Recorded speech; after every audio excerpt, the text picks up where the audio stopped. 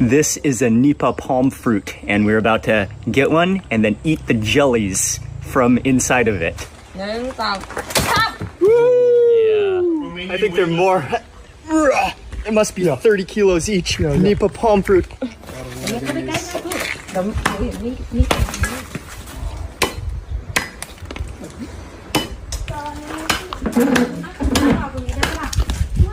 So how much strength he has to use to do this.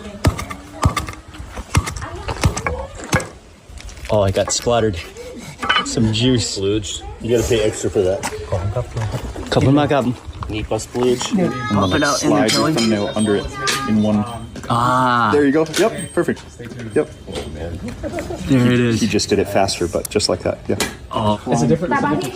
That's exactly what I'm asking. yeah, it's like a cross between coconut and lychee.